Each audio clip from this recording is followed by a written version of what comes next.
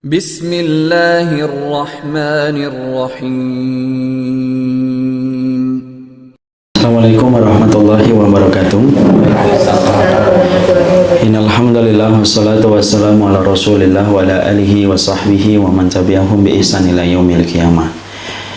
Bapak dan Ibu yang semoga Allah rahmati dan semoga Allah berkahi, alhamdulillah kita bersyukur kepada Allah atas seluruh kenikmatan yang Allah telah limpahkan dan Allah berikan kepada kita selaku hambanya dan makhluknya. Terutama yang kita syukuri adalah kenikmatan ketika kita berkumpul pada majelis ilmu, sehingga kita dalam kesempatan malam kali ini, kehidupan kita semoga mampu terkoreksi dengan apa yang disampaikan oleh Allah dan Rasul-Nya. Karena tidak ada yang berhak untuk mengintervensi kehidupan kita kecuali Allah dan Rasul-Nya, dan sesungguhnya manusia itu akan senantiasa berada pada pusaran kebaikan selama dia mengikuti setiap alur yang ditetapkan oleh kitabullah dan sunnah. Tentunya saya ingin memberikan nasihat kepada diri Anda secara khusus dan memberikan nasihat kepada semua kaum muslimin yang saya cintai karena Allah. Semoga kita senantiasa pula setelah kita dikumpulkan di majelis ilmu, kita senantiasa menjaga niat kita, bahwasanya perkumpulan kita yang kita selenggarakan dalam kesempatan malam kali ini merupakan pertemuan yang kita harapkan ridhanya Allah dan wajahnya Allah. Karena sesungguhnya orang yang pertama kali terancam dengan neraka bukan pezina dan bukan peminum khamr, tetapi orang yang terancam untuk masuk ke neraka adalah orang yang berilmu, orang yang menyampaikan ilmu yang biasanya kita sebut dengan ustadz. Dan orang yang terancam yang kedua dengan neraka adalah orang yang senantiasa datang ke kajian, mengembara dari satu ilmu kepada ilmu yang lainnya. Kenapa mereka terancam dengan neraka? Ketika mereka tidak mengikhlaskan niat mereka, ketika mereka berkumpul semata-mata ridhanya Allah.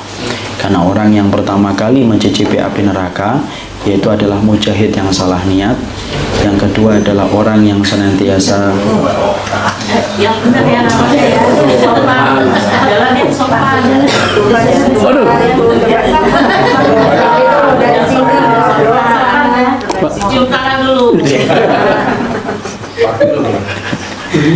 merusak khusyuknya kita aja ini. Merusak khusyuknya. Dan kemudian yang terancam yang kedua yaitu adalah mereka para thalabatul ilmi, orang yang mencari ilmu. Ketika mereka datang ke setiap majelis ilmu tidak mereka niatkan karena Allah, maka mereka pun terancam dengan neraka.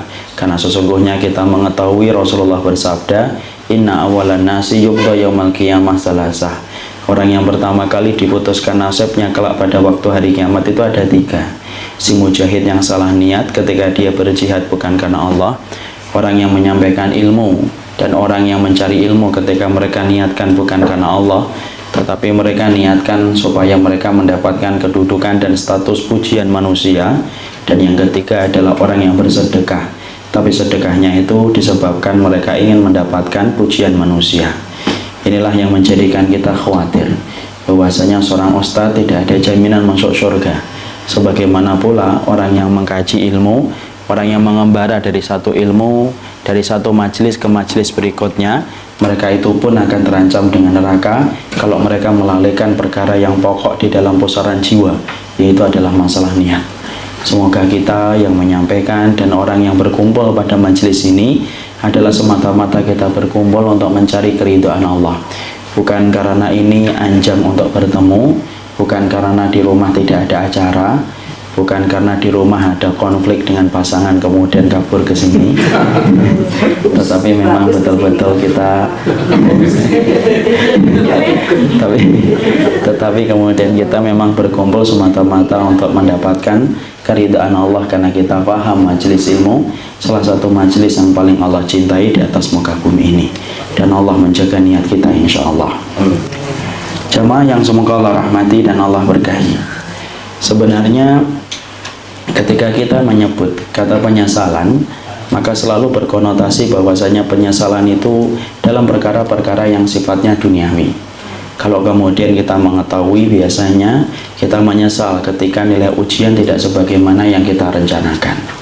Kita biasanya menyesal, yaitu adalah ketika kita merencanakan banyak proyek, tetapi ternyata proyek itu lepas dari tangan kita. Biasanya kalau disebut kata penyesalan, yaitu adalah dalam perkara-perkara yang sifatnya duniawi. Tapi tahukah kita, ada perkara penyesalan yang pasti kita akan dapatkan, yang mana apabila kita ini tidak mengenal tentang sifatnya dunia. Karena ternyata bahwasanya dunia yang kita tinggal di dalamnya, maka berkewajiban kita untuk mengetahui tentang dunia yang kita tinggal di dalamnya, karena sesungguhnya tidak ada penipu yang paling ulung di atas muka bumi ini kecuali adalah dunia. Makanya Allah menyampaikan dalam salah satu ayatnya, wa mal hayatud dunya illa mata'ul ghurur. Dan sesungguhnya kesenangan dunia itu kesenangan yang menipu. Karena sesungguhnya dunia dengan syaitan itu berkolaborasi untuk menipu manusia supaya mereka menyimpang dari jalan kebenaran dan supaya mereka terperosok di dalam neraka. Inilah yang menjadikan kita dalam kesempatan malam kali ini, kita harus mengenal dan kita harus berkenalan dengan dunia supaya kemudian kita tidak tertipu dengan pesona dunia. Karena tidak ada perkara yang paling cepat bersolek menutupi kekurangan dan aibnya kecuali adalah dunia. Dan kita sebagai pelakon dalam kehidupan, naif rasanya kalau kita menjadi pelakon kehidupan tetapi tidak mengenal dunia, sebagaimana yang dijelaskan oleh kitabullah dan sunnah. Itu sebagaimana ketika kita membeli mobil tetapi kita tidak ngerti tentang mobil, tetapi memberanikan diri membeli mobil yang sangat mahal, padahal mobil itu second, karena kita tidak ngerti ilmunya. Itu sebagaimana kita memberanikan diri untuk beli batu akik yang harganya mahal, padahal kita tidak ngerti tentang batu akik. Akhirnya kita beli, kita sangka batu akik, padahal permen. Ketika kita letakkan di atas meja, dikerubutin sama semut, karena itu adalah fox, bukan kemudian batu akik. Jadi disitulah kita akhirnya harus mengerti bagaimana tentang dunia. Karena ternyata ketika kita tinggal di dunia, maka kita harus mengerti tentang karakternya dunia. Orang yang tidak paham tentang mobil akan menyesal ketika dia membeli mobil tanpa ilmu. Orang yang membeli batu akik akan menyesal ketika dia membeli batu akik tanpa ilmu. Sama pula, orang itu akan menyesal ketika hidup di dunia, tetapi dia tidak mengenal bagaimana sifatnya dunia dan karakteristiknya dunia, sebagaimana yang dijelaskan di dalam kitabullah dan sunnah. Nah, inilah yang menjadikan kita, karena kita memahami pemain sinetron itu harus membaca skrip supaya tahu arahnya sinetron.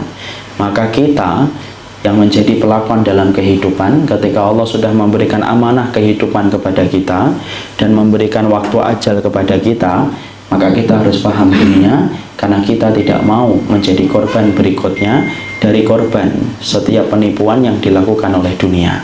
Karena sekali lagi saya katakan, dunia dan syaitan itu berkolaborasi bagaimana menyesatkan manusia dari jalan Allah yang lurus.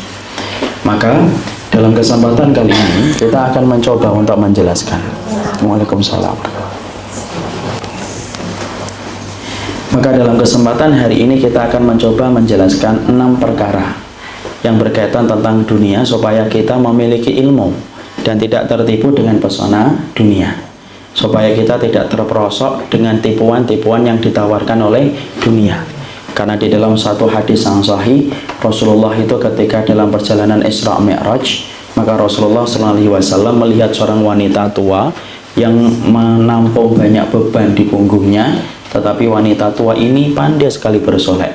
Maka kemudian Rasulullah bertanya kepada malaikat Jibril, siapakah itu wahai Jibril? Maka kemudian malaikat Jibril menjawab, itulah dunia yang selalu bersolek padahal dia telah mendekati kemudian garis ajalnya, yaitu adalah kiamat. Jadi inilah yang menjadikan akhirnya kita harus memahami bagaimana penjelasan kitabullah dan sunnah ketika menjelaskan tentang alam yang kita tinggal di dalamnya, supaya kita mampu mengambil ilmu, menerangi kehidupan kita dengan cahaya kitabullah dan sunnah, supaya tidak terperosok di dalam pesona dunia yang sering menipu kehidupan kita. Maka ada 6 poin dalam pembahasan kita malam kali ini. 6 poin itu, yang pertama adalah kita harus kenal dulu kenapa ini dinamakan dunia. Karena kita harus paham dunia itu diambil dari bahasa Arab, kata serapan. Karena ternyata bahasa Indonesia itu sangat banyak mengambil kata serapan dari bahasa Arab. Dan tentunya bahasa Indonesia itu kalau boleh saya katakan miskin banget maknanya dibandingkan dengan bahasa Arab yang memang telah dipilih oleh Allah mewakili kalamnya. Ya, jadi ternyata bahasa-bahasa yang senantiasa kita ucapkan dan sering kita sampaikan ternyata itu merupakan bahasa serapan yang diambil dari bahasa Arab. Tentunya kita harus paham ya, bahasa Arab itu sangat kaya sekali, maknanya juga sangat luar biasa dalam. Setiap kata-kata selalu mewakili banyak makna, itulah bahasa Arab. Makanya nikmatnya belajar bahasa Arab itu nikmat yang tiada tara, tidak bisa diekspresikan dengan kata-kata. Karena setiap kita belajar bahasa Arab akan semakin merasa bodoh, akan semakin merasa tidak tahu, saking kayanya bahasa Arab. Orang yang telah belajar bahasa Arab 7 tahun, 8 tahun, 10 tahun, itu tidak menjamin dia akan mengetahui seluruh kunci-kunci bahasa Arab. Karena saking kayanya bahasa Arab dibandingkan dengan kemampuan otak seseorang untuk menguasai bahasa itu. Makanya tepat ketika Allah memilih bahasa ini mewakili kalamnya di dalam Al-Quran. Makanya kita harus paham, sebelum saya jelaskan dunia, banyak loh bahasa Arab itu yang kita harus paham. Setiap kata itu memuat makna. Ya, contohnya kenapa perjalanan itu dinamakan safar. Ternyata bahasa Arab itu ketika menamakan perjalanan itu safar, itu bukan tanpa makna. Tetapi safar itu artinya bana wa wadduha. Bana wa wadduha itu apa? Yaitu nampak dan jelas. Artinya kita ini kemudian Masya Allah, kita ini tidak akan pernah kemudian mengetahui karakter jelas seseorang sampai kita safar sama dia. Makanya pada zaman dahulu Umar bin Khattab itu kalau mendapati ada orang bersaksi tentang seseorang, fulan itu begini, Umar bin Khattab nanya balik, hal safar tamahu, kamu pernah safar nggak sama dia? Nggak pernah. Kadzabta, kamu pembohong, kamu dusta. Orang itu tidak diambil lagi kesaksiannya. Kalau kemudian Umar bin Khattab kemudian mengatakan fulan begini, kemudian Umar bin Khattab tanya, hal safar tamahu, safar pernah dia sama dia? Pernah. Baru kemudian ditanya secara detail untuk ditabayun. Di situ kita paham karakternya seseorang itu kelihatan jelas ketika safar. Orang itu akan kelihatan sabarnya, suka berkeluh kesah, suka kemudian mementingkan dirinya sendiri, semuanya kelihatan kapan? Ketika di dalam safar. Makanya disebut dengan safarun bana wa wadduha, sesuatu yang sifatnya nampak dan jelas. Tuh, ada maknanya. Kenapa kemudian uang di dalam bahasa Arab itu kok dinamakan dinar? Nah, kita kan banyak tidak tahu dinar. Padahal ternyata ada maknanya. Kenapa uang itu di dalam bahasa Arab dinamakan dinar? Karena diambil dari dua kata, dinun wa narun. Dinun itu artinya adalah agama, narun itu artinya neraka. Artinya siapapun yang mengambil uang itu dengan cara yang benar, berarti dia terjaga agamanya. Tapi barang siapa yang dia mengambil dunia dengan cara yang salah, maka dia mendapatkan narun. Narun itu apa? Neraka. Masya Allah. Itu baru dua kata. Belum lagi yang lainnya. Oh, yang lainnya banyak sekali. Kenapa kemudian cinta kok disebut dengan mahabbah? Dari kata apa? Habbun. Habbun itu diambil dari akar kata sofin. Sofin itu apa? Bening. Kenapa orang yang cinta itu kok bening? Loh iya, orang itu kalau sudah cinta itu ya bening banget kepada orang yang dia cintai. Ya kan, kalau ada suami istri baru nikah kan bening banget ya. Kemudian ketika istrinya cerewet, tidak apa-apa, Masya Allah, instrumen terindah yang pernah saya dengarkan ya. Kalau kemudian suaminya hitam, tidak apa-apa, yang penting manis, selalu tampak baik, selalu tampak bening. Kenapa? Sebagaimana cinta. Makanya kalau kita cinta sama Allah kok tidak bening memandang syariatnya Allah, berarti kamu belum cinta sama Allah. Masya Allah. Itu kalau saya jelaskan satu persatu kata-kata, habis sampai besok pun tidak selesai. Jadi kita harus membahas kamus aja nanti. Maka sama, kita juga harus paham kenapa panggung kita kok dinamakan dengan dunia. Syekh Shalih Al-Munajjid hafizahullah ta'ala, salah satu ulama besar, itu kemudian menjelaskan kepada kita kenapa kok dunia itu dinamakan dunia. Maka kemudian ada tiga akar kata kenapa panggung kita dinamakan dunia oleh Allah. Yang pertama yaitu adalah dani, yaitu sesuatu yang sifatnya rendah. Jadi kalau kita melihat bahwasanya panggung ketika kita tinggal setelah kita dilahirkan dari rahim, maka tempat kita ini rendah. Tempat kita ini rendah dibandingkan dengan surga. Makanya surga selalu diberikan sifat oleh Allah dengan kata aliyah, fi jannatin aliyah. Aliyah itu artinya apa? Tinggi. Makanya ketika Allah memberikan hukuman kepada Nabi Adam, Allah memberikan kata sifat atau kata keterangan, kami turunkan, dan turun itu tidak bisa dipahami kecuali dari atas ke bawah. Makanya secara makna dia diambil dari kata dani, dan dani itu sesuatu yang sifatnya rendah. Jadi sesuatu yang sifatnya rendah itu adalah dunia. Makanya ketika kita meninggal, dalam riwayat Barra bin Azib, orang itu ketika meninggal dunia dicabut ruhnya. Kemudian yang mencabut siapa? Malaikat maut. Siapa yang membawa ruh? Kalau dia orang yang beriman, malaikatur rahmah. Malaikat maut sudah nyingkir. Kemudian dibawa menembus langit yang ketujuh. Dibawa ke atas langit ketujuh. Kalau dia adalah orang yang beriman. Kalau tidak beriman, yang membawanya malaikatul azab. Tetapi dalam keterangan hadisnya, dalam Barra bin Azib, Rasulullah mengatakan dinaikkan oleh Allah. Berarti apa? Dari tempat dunia yang rendah ke atas surga atau ke arasnya Allah. Makanya secara geografis, kenapa kok dinamakan dunia? Karena dia rendah, betul. Makanya berbagai macam keindahan itu tidak pernah maksimal di dunia. Kenapa? Rendah, Pak. Makanya kenapa kalau kita bahagia itu cuma sebentar. Orang sering ngomong bahagia kok semu ya. Nah itu karena kamu masih di tempat yang rendah. Sebagaimana kalau kita tinggal di apartemen lantai yang ke-1, ya di depan kita yaitu tok. Coba kalau kita tinggal di lantai ke-27, semuanya kelihatan, sungai kelihatan, pohon kelihatan. Makanya jangan pernah mengharapkan kebahagiaan puncak. Kenapa? Tempatnya aja rendah. Itu dari satu akar kata. Selesai? Belum. Yang kedua, para pakar bahasa sebagaimana dinukil oleh Syekh Shalih Al-Munajjid, kenapa kok dinamakan dunia? Yang kedua, dinamakan ini dunia yaitu adalah liqasiratiha, yaitu karena pendeknya, yaitu kemudian pendek waktunya. Makanya kemudian kita mendapati dunia itu kan pendek kan, kelihatannya baru kemarin kita ini tamat SD, ternyata hari ini anak kita sudah ngomong sama kita, mah mau kuliah mah, padahal kita baru saja kemarin reuni SD. Kok semuanya sudah, anak saya sudah mau SMA ya. Sebagaimana bapak-bapak ini reuni SMP, padahal sudah 60 tahun kan ini kemudian sekolahnya cepat banget ya. Makanya antik-antik semuanya kan. Makanya kemudian cepat banget. Kenapa kok terasa cepat dunia itu? Ya terasa cepat dunia itu ya kemudian karena memang waktunya pendek, cepat dicepatkan oleh Allah. Makanya satu hari berbanding 50.000 tahun di waktu di akhirat. Makanya sangat pendek. Makanya sampai-sampai di dalam salah satu surat Allah, yaitu di dalam surat Al-Ahqaf, Allah kemudian menyebutkan orang-orang ketika berada di dalam neraka, mereka mengatakan apa? Lam yalbathu illa sa'atam min naharim balagh. Loh ya Allah, kami dulu di dunia itu cuma dari waktu pagi menjelang duha. Padahal waktu yang paling cepat itu apa? Pagi menjelang duha. Cepat banget. Kita bangun, mandi, sarapan, kemudian pergi, tahu-tahu sudah jam 9, tahu-tahu sudah jam 10. Cepat. Beda dengan malam kan, kalau malam terasa panjang. Makanya para pujangga sering berkata apa? Malam terasa panjang. Tapi tidak ada kan ngomong pagi terasa panjang. Tidak ada. Karena memang waktu yang paling terasa cepat itu waktu pagi. Dan Allah memberikan sifat, kata dunia itu apa? Asyiyatan au duhaha. Asyiyah itu waktu menjelang duha. Dari habis subuh itu namanya asyiyah. Sampai kemudian duha. Dan itu Allah kemudian katakan apa? Yaitu saking pendeknya waktu ketika kita di dunia. Terlebih lagi ketika di akhir zaman, kita akan mendapati 1 tahun kayak 1 bulan, 1 bulan kayak 1 pekan, 1 pekan kayak 1 hari, 1 hari kayak 1 jam. Baru kemarin dah kita kemudian Ramadan. Kita sudah di Jumadil Akhir. Bentar lagi Rajab, Syaban, Ramadan.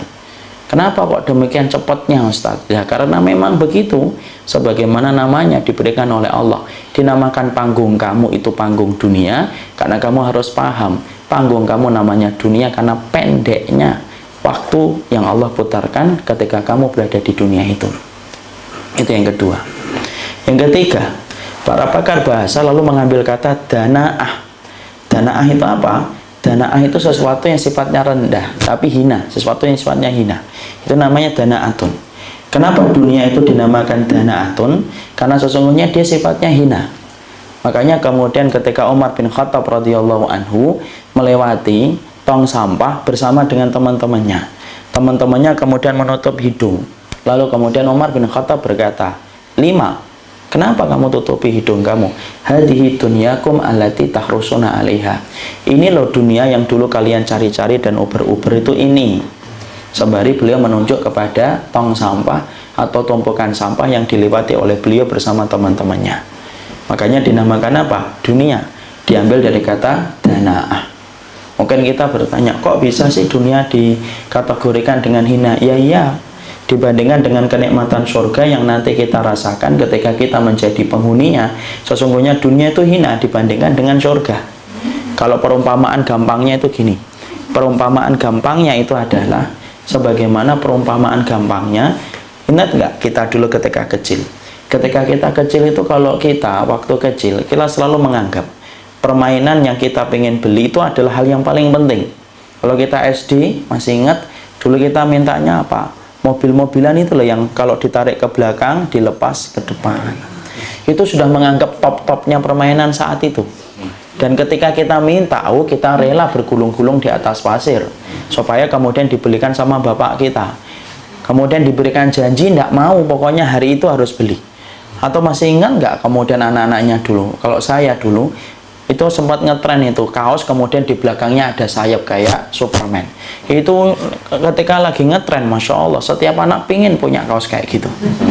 Tapi coba kalau kita sudah kuliah, sudah dewasa, sekarang sudah jadi orang tua, ngeliatin mobil kita itu mikir, ya Allah, cuma gini doang kok, dulu sampai muter-muter ya.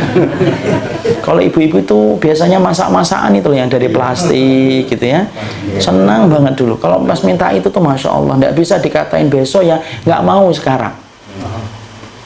Kenapa kita sekarang sudah menganggap itu sekarang tidak penting? Ya karena kita sudah punya yang lebih besar daripada itu. Ngapain mobil-mobilan? Mobil beneran aja punya kok. Ya sama. Makanya kenapa dunia itu dinamakan dengan dana sesuatu yang hina? Karena nanti akan berasa hinanya itu nanti. Ketika kita sudah berada di surga, baru kelihatan, loh, dunia itu semacam ini toh. Tidak ada apa-apanya dibandingkan dengan kenikmatan surga apabila kita menjadi salah satu penghuninya. Makanya Masya Allah, diambil dari akar kata itu, akhirnya kita paham, ternyata dunia itu secara waktu dia singkat, secara geografi dia rendah, secara hakikat dia hina. Makanya Masya Allah, kalau kita kemudian hidup di atas muka bumi ini, ya harusnya kita menganggap dunia itu ya sebagaimana ketika kita di bandara. Tidak pernah kemudian kita yang namanya di bandara pengen tinggal di bandara, tidak pengen lah. Ya, walaupun kemudian di bandara Singapura kamar mandinya lebih baik daripada kamar saya tidak pengen tinggal di bandara Singapura. Saya pengennya ke Bekasi, kota nan indah, insya Allah. Kenapa? Karena sesungguhnya itu cuma bandara. Ada nggak orang yang di bandara kemudian terlalu asyik, kemudian karena ada wifi gratis, ada AC, kemudian ayo itu sudah dipanggil, enggak, saya tinggal di sini. Enggak ada. Orang yang beriman itu menganggap dunia itu ya sebagaimana dia di bandara, hanya tempat transit sebentar sebelum melanjutkan perjalanan. Kenapa? Karena hakikatnya dia itu pendek, hakikatnya dia rendah, dan hakikatnya dia itu adalah hina dibandingkan dengan surga yang menanti bagi orang yang menepati janjinya dengan Allah. Disitulah yang menjadikan akhirnya kita paham dunia itu tempat kita meninggal, bukan tempat untuk tinggal. Makanya jangan kemudian terlalu betah, supaya kemudian kita mampu melanjutkan perjalanan berikutnya, perjalanan menuju kepada kampung akhirat kita. Tempat kembalinya kita yaitu adalah di akhirat bersama dengan para nabi dan para rasul bagi orang yang menepati janjinya dengan Allah. Nah, kita ini harus kembali loh. Kenapa? Karena kampung asal kita itu adalah surga. Makanya orang yang berhasil balik ke surga, dialah orang yang mengetahui jalan pulang. Tapi siapapun manusia yang tidak bisa balik ke surga, berarti pada dasarnya dia tersesat dan tidak mengetahui jalan pulangnya kembali. Kenapa? Hakikat manusia itu asalnya dari surga. Makanya sampai-sampai Imam Ibnu Qayyim itu mengatakan, kalau orang dari surga kemudian menjalani hukuman di dunia, kemudian tidak bisa balik ke surga, berarti dia itu lebih buruk daripada keledai. Kok dimisalkan dengan keledai, Ustaz? Ya iya, beliau mengatakan keledai itu, Pak, walaupun keledai itu selalu disebut dengan kategori sifat-sifat yang negatif. Keledai itu kan disebut dengan hewan yang bodoh, pandir, tapi ternyata ada kelebihan keledai itu. Apa kelebihan keledai itu? Kelebihan keledai itu kalau kita bawa dari kandang, kita bawa motor-motor berapa kali, bahkan ratusan kali belok, keledai itu ingat. Nanti kemudian ditinggal, biarin aja, nanti dia akan ngerti jalan pulang. Itu keledai, walaupun kita membawanya tengah malam, kata Imam Ibnu Qayyim. Kok saya tidak tahu? Iyalah, nggak punya keledai kok. Ya kan, kambing aja alhamdulillah banget punya. Ini keledai, karena kemudian para ulama ngerti tentang keledai, karena mereka hidupnya sama keledai orang Arab itu. Kalau mereka tidak punya kuda, belinya apa? Keledai. Maka kemudian Imam Ibnu Qayyim dengan apik beliau menjelaskan, kok kemudian ada manusia tidak ngerti jalan pulang, itu berarti lebih parah daripada keledai. Karena keledai aja dibawa keluar kandang tengah malam, berbelok-belok sampai puluhan kali, keledai itu ngerti jalan pulang. Sama kalau bahasa kita tuh kucing. Kucing kan gitu kan? Saya masih ingat di waktu saya SD, ya. Terus saya bicarain kucingnya. Ini contoh aja. Jadi saya masih ingat ketika kemudian kucing gitu disuruh buang ibu, sana nak buang kucingnya. Saya buang kucing itu, di tengah perjalanan ketika mau pulang ketemu teman ngobrol. Udah habis ngobrol panjang lebar saya pulang. Ibu saya buka pintu, dari mana nak? Buang kucing. Bener. Kemudian ditunjuk tuh kucingnya di bawah meja sudah balik, padahal saya aja belum balik. Itu contoh saja. Bahwasanya manusia itu saya dan bapak, saya dan ibu. Maaf ya, kedudukan kita ini sama. Dulunya kita dari surga. Makanya siapapun yang dia balik kembali ke surga, dia ngerti jalan pulang. Tapi siapapun orang, kemudian dalam kehidupan ini, nggak ngerti jalan pulang, maaf loh, berarti kita lebih parah daripada keledai, di mana keledai aja ngerti jalan pulang. Makanya tadi di situ kita paham, dunia itu secara geografis rendah, secara waktu dia pendek, kemudian secara hakikat maka dia itu hina. Dan kita akan menganggap hinanya dunia itu kapan? Sekarang belum. Kalau sekarang belum, nanti kalau sudah di surga lu cuma segitu-segitu aja toh. Sebagaimana kita hari ini ngelihat permainan kita dulu di SD, halah cuma gunduh itu aja dulu bertengkar, ya Allah. Karena apa? Karena kita sudah naik derajatnya. Nah, itulah yang menjadikan kita paham, itulah yang dinamakan dengan dunia. Sekarang yang kedua, yaitu adalah sifatnya dunia itu kayak apa. Setelah kita ngerti bahwasanya dunia itu diambil dari akar kata yang semacam itu, yang kedua yang kita harus paham, dunia itu sifat yang ditawarkan kepada kita itu apa. Maka kemudian sifat dari dunia itu adalah sifatnya kita menjalani hukuman. Makanya kemudian di kehidupan dunia itu banyak sekali ujian. Karena apa? Karena gitulah sifatnya dunia. Makanya kalau ada orang yang bahagia tidak pernah maksimal dalam kehidupan dunia. Kenapa? Karena ini tempat hukuman ketika Nabi Adam diturunkan ketika makan buah yang diharamkan oleh Allah. Makanya kalau ada orang sering bertanya, Ustadz, kenapa ya saya sering nangis padahal saya sudah sering ngaji? Jawabannya simpel, karena kamu masih di dunia. Kenapa ya saya sering sedih ya padahal saya sudah mendekat kepada Allah, saya sudah tinggalkan itu yang tidak boleh sudah saya kurangin itu. Tapi kenapa kok masih bersedih, masih kecewa? Semua jawaban dari pertanyaan kenapa kamu kecewa, kenapa kamu meneteskan air mata, kenapa kamu kemudian berkalang dalam kesedihan, jawabannya cuma satu, karena ana dan antum masih di dunia. Makanya kita harus paham dunia itu sebagaimana angin, dan angin itu tidak bertiup sesuai dengan kehendak kita. Tetapi angin dalam kehidupan alam semesta ini yang menetapkan Allah. Tapi kita maaf loh, kita ini cuma budak. Dan budak itu bukan mengikuti apa yang dia mau. Budak itu ngikutin apa yang dimau oleh majikannya. Dan Rob yang menguasai kita itu siapa? Allah. Makanya kenapa dunia itu penuh dengan kesedihan? Karena dunia itu ada 4 perkara yang nggak disukai oleh diri kita. Di dunia itu ada rasa sakit, itu yang pertama. Di dunia itu ada kesulitan, itu yang kedua.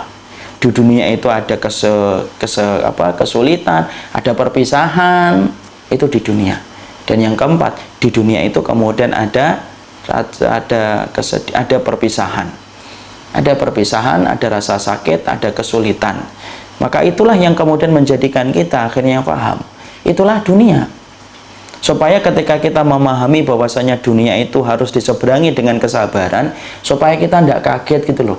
Kalau tiba-tiba salah satu episode kehidupan kita kok nggak sesuai dengan harapan kita, itu maklumi. Karena apa? Karena memang dunia itu Allah menitipkan rasa sabar. Makanya sampai Nu'man bin Bashir itu berkata, innahu lam yabqa minad dunya illa bala'un wa fitanun fa'idullahu bisabr. Makanya sampai Nu'man bin Bashir itu ngomong, nanti yang tersisa kalau kamu hidup itu cuma 2. Bala itu ujian, fitan itu fitnah-fitnah yang tidak pernah berhenti. Fa'idullahu bisabr, maka persiapkanlah dirimu untuk senantiasa bersabar. Dan semakin kita beriman, semakin kita ngikutin syariat, semakin kita akan terasa ujiannya. Kenapa? Dulunya kita anggap boleh-boleh saja, kemudian kita sudah mulai menganggap, loh ternyata ini tidak boleh toh. Ya, makanya kemudian perkara-perkara yang dulunya kita pandang boleh, tapi setelah kita beriman, dan semakin kita beriman, ternyata baru kita tahu, yang dulunya boleh, ternyata tidak boleh. Makanya kemudian sampai-sampai Nabi mengatakan, ad-dunya sijnul mu'min. Dunia itu penjara bagi orang yang beriman. Kenapa? Karena asalnya tidak boleh, karena asalnya boleh, akhirnya tidak boleh ketika kita paham ilmunya. Ya, makanya orang yang beriman, semakin dia beriman, maka semakin dia beriman, semakin besar ujiannya. Kenapa sih orang yang beriman itu kok banyak diuji, Ustadz? Bukankah mereka itu harusnya bahagia? Loh, enggak. Orang yang beriman itu semakin banyak diuji. Kenapa ujian bertubi-tubi datang kepada orang yang beriman? Supaya dia tidak betah di dunia, dan supaya dia merindukan kampung akhiratnya. Nah, kalau kita tidak pernah diuji, Pak, terlalu betah kita di dunia, dan lupa kehidupan kita nanti di akhirat. Ya, makanya Masya Allah, perhatikan kisahnya Nabi. Nabi aja merasakan berbagai macam penderitaan ketika beliau hidup di dunia. Padahal siapa yang paling berhak untuk hidup bahagia di atas muka bumi ini? Rasul. Tapi sakitnya saja dijadikan 2 kali sakitnya kita. Saya akan merasakan. Nabi itu sakitnya 2 kali sakitnya kita. Makanya beliau itu pernah tersentuh itu kulitnya ketika demam. Kemudian sahabat yang menyontoh itu kemudian kaget. Kemudian berkata, ya Allah ya Rasul, tinggi banget ini humanya, tinggi banget ini demamnya. Kemudian Nabi menjawab, wa inni la'u'aku kama yu'aku bihi rajulaini minkum. Loh, saya ini kalau sakit 2 kali sakitnya kalian. Jadi kalau kita sakit 37 derajat panas kalikan 2, itulah sakit yang dirasakan oleh Nabi. Bahkan sakaratul maut yang dirasakan oleh Nabi, sakaratul mautnya Nabi 2 kali sakaratul mautnya kita. Makanya sampai Nabi ketika sakaratul maut itu minta apa? Minta itu tembikar itu yang kemudian kemudian tempat air. Kemudian Nabi itu meminta air itu dimasukkan tangannya ke tempat air itu, kemudian diusapkan wajahnya. Dimasukkan lagi ke tempat air itu, diusapkan lagi wajahnya.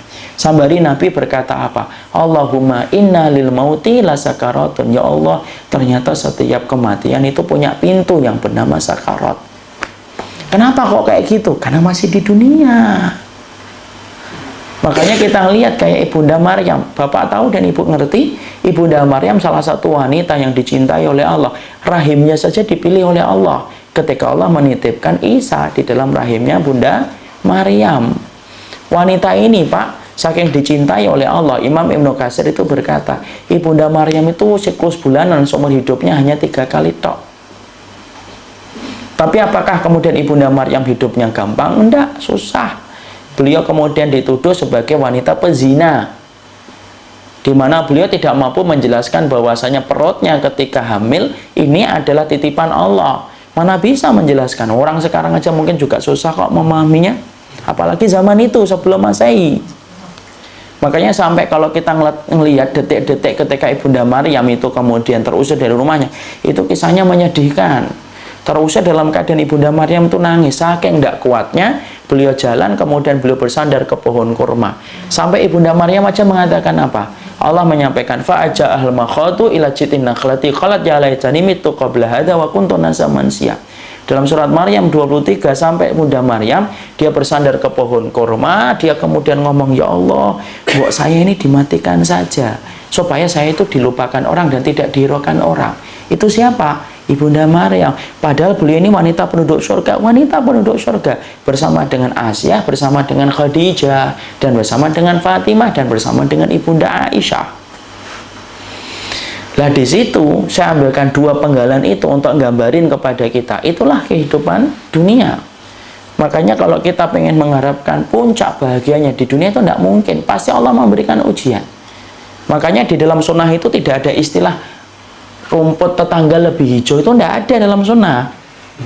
Kok tidak ada, Ustaz? Loh, pasti ada kesulitannya. Cuma beda-beda casingnya itu saja. Ada yang diuji dengan istri, ada yang diuji dengan anak, ada yang anaknya dan istrinya biasa-biasa aja diuji dengan pekerjaannya, ada yang diuji pekerjaannya biasa-biasa aja, dia diuji dengan orang tuanya. Terus semacam itu. Kenapa? Maka pada dasarnya itulah bagian dari fitrahnya kehidupan. Fitrah kehidupan ada kesulitan, ada kesedihan, kemudian ada perpisahan, ada rasa sakit. Mau kamu beriman atau tidak beriman, pasti pernah mencicipi 4 perkara itu. Mau kafir atau tidak kafir, pasti merasakan itu. Orang kafir merasakan perpisahan? Yo iya. Orang kafir merasakan sakit? Iya. Apakah mentang-mentang kafir tidak kemudian sakit? Enggak. Apakah kafir tidak merasakan kesedihan? Kata siapa? Banyak orang kafir yang stres. Apakah orang kafir tidak merasakan kesulitan? Banyak. Sebagaimana kita pun sama. Kenapa? Itulah fitrahnya hidup. Ya, kalau kita orang yang beriman ngerti itu, akhirnya paham, oh, ya berarti jangan terlalu nyaman. Makanya kalau kemudian kita mintalah kepada Allah tempat tinggal nanti di surga, supaya kemudian apa? Merasakan bahwasanya ini hanyalah bagian dari ujian, dan kita akan merasakan nikmatnya kapan? Ketika kita nanti meninggal dunia, ketika beriman sama Allah. Jadi orang yang beriman, kenapa kok diuji terus, Ustaz? Supaya nikmat ketika meninggal dunia itu, dia istirahat dari perjalanan berat yang dia tempuh ketika hidup. Contoh gampangnya deh, Bapak kalau naik kereta dari Bekasi ke Jakarta, pagi-pagi KRL, Masya Allah itu. Kayak pendeng pepes itu. Kita berdiri banget lama. Itu ketika lama berdiri itu, membayangkan duduk itu nikmat atau tidak nikmat? Nikmat banget. Nikmat banget itu orang yang duduk itu, sambil ngeliatin orang yang duduk dengerin earphone itu, Masya Allah enak banget. Kita pegangan aja susahnya luar biasa. Yang ketawa-ketawa pernah merasakan masa-masa pahit itu. Ya. Tapi kemudian setelah kita ngelihat ada orang yang mau berdiri itu senengnya, Masya Allah, kita deket-deket gitu, supaya kemudian kita nanti bisa gantiin tempat duduknya, kan gitu. Saya aja pernah tertipu kok, dalam tanda kutip. Ada orang dengerin earphone gitu, tiba-tiba bangun gitu, earphone-nya dimasukkan ke tas. Saya kira ini bentar lagi bangkit ini. Ternyata habis masukkan ke tas tidur lagi. Ketika kita lama berdiri, apa yang terjadi? Ketika duduk itu nikmat atau tidak nikmat? Nikmat. Ya Allah, Masya Allah. Padahal tinggal 1 stasiun lagi Keranji dengan ke Bekasi, tapi sudah terasa nikmat. Kenapa? Kamu lelah berdiri. Kamu lelah berdiri. Makanya kenapa orang yang beriman itu ujiannya banyak, supaya ketika meninggal itu baru terasa nikmatnya, Masya Allah. Makanya orang yang beriman ketika mereka meninggal dunia, baru dinaikkan di atas keranda aja teriak-teriak, Pak. Cuma kita nggak dengar. Sebagaimana riwayat Muslim, apa yang diteriakkan orang yang beriman ketika baru saja dia meninggal dunia, baru dikafani, baru disolati, baru di atas dinaikkan ke keranda, dinaikkan ke atas pundak. Maka kemudian Nabi mengatakan, idza wudi'atil janazatu ala anakir rijal. Nah, lihat. Rasulullah mengatakan itu jenazah itu kalau baru dinaikkan ke kerandanya, baru diangkat di atas pundak-pundaknya orang ketika mau dibawa ke liang lahat, dia akan berkata, qaddimuni, qaddimuni. Buat cepet jalannya, jangan terlalu lalet. Makanya orang yang kemudian ngangkat jenazah itu disarankan apa? Tidak terlalu lambat, tapi jangan lari juga. Tapi jangan kemudian berhenti, kelamaan dia. Tapi kemudian agak cepat, tapi nggak boleh lari, tapi nggak boleh lambat. Kenapa? Kalau dia orang yang beriman, dia akan mengatakan, qaddimuni, cepet dong. Saya pengen ketemu liang lahat. Padahal itu kuburan. Itu kuburan, Pak. Padahal kita bernima ketika masih hidup aja datang ke kuburan malam-malam aja mikir-mikir kita. Ini dia sendirian ketika mati. Tapi kenapa kok bisa mengatakan qaddimuni? Orang yang paling takut sama Allah ketika dia hidup menjadi orang yang paling tenang ketika mati. Dan orang yang paling banyak nangis ketika merasakan iman ketika dia hidup akan menjadi orang yang paling banyak senyum ketika dia meninggal dunia. Itu janji dari Allah. Itulah dunia. Jadi kita harus paham. Nanti kalau tiba-tiba istri kita ngomong, kenapa ya kita gini? Ngomong, karena kamu masih di dunia. Kapan air mata saya akan hilang, Ustaz? Nanti ketika kamu sudah di surga. Kapan kesedihan saya akan musnah, sirna, dan tidak bersisa? Nanti. Orang mukmin itu orang yang kemudian menikmati proses, bukan generasi instan orang mukmin itu. Nanti, tidak sekarang. Makanya kalau hidup sekarang kita sudah mulai merubah kompas kehidupan kita, mulai kita arahkan kepada akhirat. Tidak gampang loh. Tapi kita harus paham, kita nggak kemudian bukan generasi instan yang maunya itu sekarang. Memang prosesnya itu berat. Kenapa? Proses itu dari dulu itu berat. Makanya apa? Nanti balasannya di akhirat. Makanya disitulah kita paham sifatnya dunia itu apa? Penuh dengan kesulitan, penuh dengan kesedihan, penuh dengan perpisahan, dan penuh dengan yang namanya rasa sakit. Itulah dunia. Nanti kalau kemudian sudah sehat, walaupun rajin olahraga, sering futsal, pagi treadmill, sore treadmill, sudah gitu kemudian dietnya diet keto, macam-macam misalkan, kok kemudian ternyata masih sakit, nah itu harus paham, inilah dunia. Jangan nyalain, sudah diet, treadmill, kok masih sakit, saya sudah buang keringat coba tiap hari. Bukan hanya keringatnya, anginnya aja saya buang. Kok masih sakit? Nah, berarti kamu harus paham, kamu masih di dunia. Ya, kenapa? Tidak ada kebahagiaan puncak di dunia itu, tidak ada. Makanya apa? Allah itu tidak pernah menyebutkan kata Sa'id. Itu kata Sa'id. Sa'id itu apa, Pak? Sa'id itu bahagia. Makanya kalau ada teman bapak namanya Sa'id, itu bahagia walaupun dia nangis. Karena kata Sa'id itu artinya bahagia. Allah itu tidak pernah menyebutkan kata Sa'id, itu kecuali di satu ayat, yaitu di dalam Al-Quran. Kenapa? Dan itu amal ladina itu fafil jannati. Allah mengatakan yang namanya orang bahagia itu fafil jannati, di dalam surga. Allah tidak pernah menyebut kata Sa'id dalam kehidupan dunia. Ya, maka disitulah kita paham. Itulah yang kedua. Kita harus paham kenapa, apa itu sifatnya dunia. Itu semacam itu. Jadi kalau Bapak ngerintis proyek, sudah kemudian direncanakan detail gitu ya, apa kemudian error-errornya, kemungkinan errornya sudah dipertimbangkan, sudah ditutup kemungkinannya, kok ternyata masih jebol juga apa yang sudah direncanakan. Di situ kita paham, itulah dunia. Ya, kemudian kita sudah begini, sudah begitu, kok masih begini, itulah dunia. Anginnya tidak bertiup sesuai dengan kehendak hati kita. Itu yang kedua. Yang ketiga kita harus paham, bedakan antara dunia dengan rezeki. Nah itu beda. Kita ini sering kemudian kecampur-campur deh. Dunia kita katakan rezeki, rezeki itu kita katakan dunia. Salah. Allah itu tidak pernah menyamakan dunia dengan rezeki. Makanya bapak-bapak kalau perhatikan dan ibu-ibu perhatikan kalau baca Quran, Allah itu tidaklah menyebut dunia kecuali Allah celah dunia. Tapi Allah tidak pernah mencela rezeki. Allah tidak pernah mencela rezeki. Orang itu dimasukkan ke dalam neraka itu ya gara-gara dunia. Gara-gara dunia itu. Tapi Allah masukkan surga itu gara-gara rezeki. Ya, makanya ketika kita membaca dalam surat Al-Ahqaf itu, Allah menyampaikan di dalam surat Al-Ahqaf, wa yawma yu'radul ladzina kafaru 'alan nari adhabtum thayyibatikum fi hayatikumud dunya wastamta'tum biha. Loh, mana itu dunia yang dulu kalian bangga-banggakan itu mana? Tapi ketika Allah menyebut rezeki, Allah tidak pernah menghina rezeki. Kita bedakan dulu sebelum kita membedakan. Ayo kita baca dalam surat At-Tolak ayat yang ke-11. Dibuka At-Tolak ayat yang ke-11. Surat ke-64 ya. 63 sudah dibuka. Surat At-Tolak.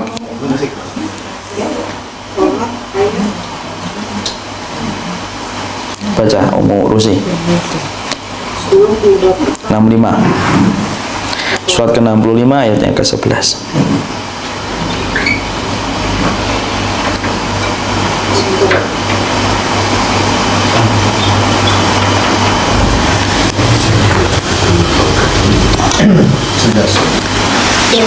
Dan mengutus seorang Rasul yang membacakan kepadamu ayat-ayat Allah yang menerangkan bermacam-macam hukum supaya dia mengeluarkan orang-orang yang beriman dan mengerjakan amal-amal yang soleh dari kegelapan kepada cahaya. Dan barang siapa beriman kepada Allah dan mengerjakan amal yang soleh, niscaya Allah akan memasukkannya ke dalam surga-surga yang mengalir di bawahnya sungai-sungai. Mereka kekal di dalamnya selama-lamanya. Sesungguhnya Allah memberikan rezeki yang baik kepadanya. Tuh, Allah tidak pernah mencela rezeki, Pak.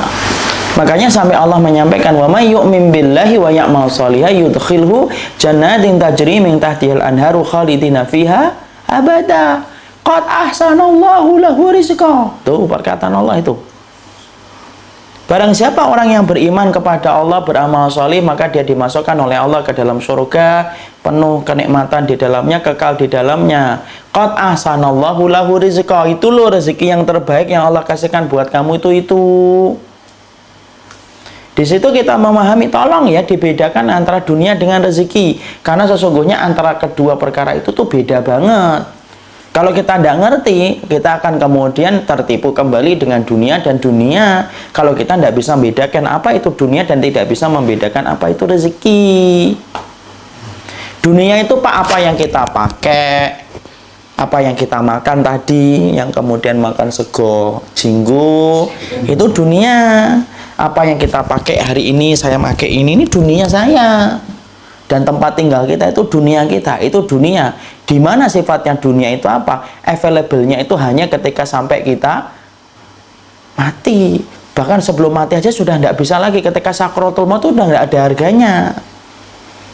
Kalau sudah mati apalagi, wong sakratul maut aja sudah tidak ada harganya kok. Ada nggak orang yang sakratul maut gitu, ibu kita gitu, Bu, ini Bu saya bawa batangan emas 3 Bu, bangun sebentar Bu. Dia akan tertarik, dia bangun. Kenapa? Karena sudah dalam keadaan sakratul maut. Itu dunia. Hanya sifatnya kita nikmatin sementara waktu available-nya. Kemudian kapan? Ketika sehat, itu kemudian terasa nikmatnya. Wong sakit aja sudah mulai berkurang kok. Ya, kita kemudian ketika sakit menikmati nasi goreng aja tidak mampu, sudah mulai kehilangan itu. Itu dunia. Tempatnya hanya terbatas saja. Beda dengan rezeki. Kalau rezeki itu enggak. Rezeki itu sesuatu yang sifatnya panjang banget. Itu namanya rezeki. Makanya kemudian cakupan rezeki itu jauh lebih luas daripada cakupan dunia. Itu cakupan rezeki itu lebih luas daripada cakupan dunia. Makanya sampai Nabi Musa saja, lihat Nabi Musa kemudian berdoa kepada Allah itu apa? Yaitu adalah Rabbi zidni ilma warzuqni fahma.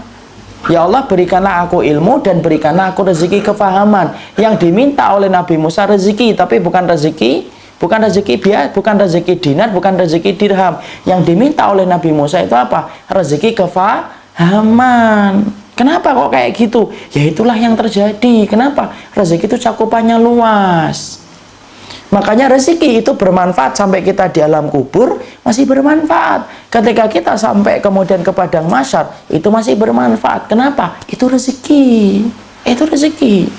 Orang kafir diberikan dunia, tapi tidak diberikan rezeki.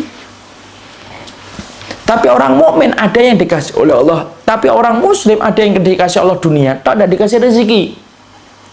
Tapi kalau dia betul-betul beriman kepada Allah, maka sesungguhnya dia diberikan dunia dan diberikan rezeki oleh Allah.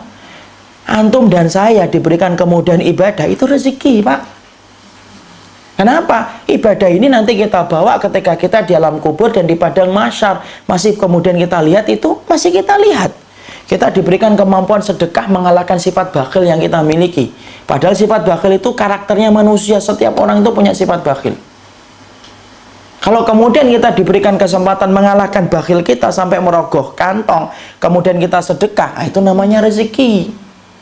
Anak-anak kita, Pak, kalau anak-anak kita solih, itu rezeki. Kalau anak-anak kita ganteng, itu dunia. Kenapa? Kalau anak kita cuma ganteng dan cantik, bapak dan saya membanggakan anak itu nanti ketika kita masih hidup di dunia. Tapi nanti ketika mati, sudah tidak membanggakan anak lagi. Bentar mungkar. Kenapa? Anak saya ganteng. Tidak peduli mungkar nakir. Kenapa? Itu dunia. Tapi kalau anak kita solih, Pak, Masya Allah. Anak kita solih itu adalah rezeki. Makanya pernah saya sampaikan nggak di sini dulu. Ketika saya mengatakan ada sebuah hadis riwayat Imam Ahmad. Anak yang solih itu memberikan syafaat kepada orang tuanya. Bahkan mereka itu akan menunggu di depan pintu surga. Makanya sebagaimana hadis riwayat Imam Ahmad, ada anak-anak yang mereka itu dimudahkan oleh Allah hisabnya. Kemudian dia masuk surga tinggal selangkah. Kok berhenti dia di depan pintu surga? Allah menyampaikan kan, udkhulul jannata. Mbok masuk kamu ke surga itu loh. Lalu kemudian anak-anaknya ngomong apa? Lan nadkhulal jannata hatta ya'tiya abauna wa ummahatuna. Kami tidak mau masuk surga ya Allah sampai kami melihat orang tua kami dulu. Allah ngulang lagi, udkhulul jannata. Kalian tuh masuk surga, sudah selesai hisabnya. Kembali anak-anak itu ngomong apa? Lan nadkhulal jannata. Kami tidak mau masuk surga ya Allah sampai kami menjumpai ibu dan bapaknya. Emang ibu bapaknya di mana, Ustaz? Di belakang, masih dihisab karena banyaknya dosa dan maksiat. Lalu kemudian apa? Allah memberikan syafaat kepada anak-anak itu di depan pintu surga. Allah memberikan izin. Anak itu setelah mendapatkan izin untuk memberikan syafaat, tidak ada yang mereka berikan kecuali ke orang tua mereka yang sedang dihisab di belakang. Padahal Allah menyampaikan apa? Mali arohum. Kenapa dengan orang tuamu? Innahum muhbantin. Dia masih dihisab panjang itu. Lalu apa yang terjadi? Orang tuanya kemudian akhirnya diringankan hisabnya, dimudahkan hitungannya, dihapuskan dosa-dosanya karena mendapatkan syafaat. Dikumpulkanlah kemudian dengan anak-anak mereka yang nunggu mereka di depan pintu surga. Menggenggam tangan, bareng-bareng Allah menyampaikan, udkhulul jannata antum wa abaukum. Tuh orang tuamu tuh. Sekarang bareng-bareng masuk surga. Akhirnya bareng-bareng masuk ke dalam surga. Suf. Itu rezeki atau dunia? Rezeki. Itu rezeki. Makanya kalau anak kita putih, tinggi, itu dunia. Tapi putih dan tinggi bisa jadi rezeki, bisa. Kalau mereka solih. Kalau mereka solih. Anak kita dikejar-kejar banyak perempuan, itu dunia. Dikejar-kejar banyak laki-laki, itu dunia. Tapi kalau anak kita selain dikejar-kejar, dia solih, dia taat sama Allah, itu namanya rezeki, Pak. Dan sesungguhnya mereka itu akan menunggu kita di depan pintu surga. Suf, di depan pintu surga. Dan itu namanya rezeki itu. Makanya Masya Allah, kita ketika beriman sama Allah itu, dalam kehidupan itu, mungkin kadang-kadang kita luput dari dunia, tapi kita pasti mendapatkan rezeki ketika kita ngikutin aturan Allah. Siapapun yang berjalan on the track, dia berjalan di atas tracknya Allah, dia itu pasti dapat rezeki. Mungkin dia luput dari dunia, tapi pasti dapat rezeki. Bapak kehilangan proyek, mungkin kehilangan dunia, tapi Bapak dapat rezeki apa? Mungkin dunia itu tidak cocok buat Bapak, Allah hindarkan itu, dan akhirnya Bapak selamat akhiratnya. Itu rezeki. Selama kita mampu untuk menyikapi setiap apa yang luput dari kehidupan kita. Ya, Bapak diberikan sabar, itu rezeki. Kenapa? Kita jangan melulu nyari dunia, tapi yang paling penting nyari rezeki. Rezeki apa itu? Karena rezeki itulah yang kemudian menjadi sebab kebaikan kita di akhirat. Teman-teman yang kemudian kita ini, teman-teman yang hanya ngingatin dunia, itu dunia. Tapi teman-teman yang ngingatin akhirat kayak gini, ini rezeki, Pak. Kenapa? Sesungguhnya teman yang solih mampu memberikan syafaat kepada temannya yang solih. Saling mencari nggak teman-teman itu? Saling mencari nanti. Aina haula yusalluna ma'ana. Mana ya Allah teman-teman kami, ya Allah yang dulunya sholat sama kami, yang dulunya puasa sama kami itu. Teman-teman yang kumpul dalam perkara-perkara ibadah itu saling mencari di akhirat. Tidak ada yang ngomong, ya Allah mana teman-teman kami yang dulunya mancing sama kami. Tidak ada. Yang gowes sama kami, apalagi tidak ada itu. Nah berarti gowesnya dilarang? Enggak, gowesnya boleh, cuma maaf loh, nggak saling mencari, itu aja.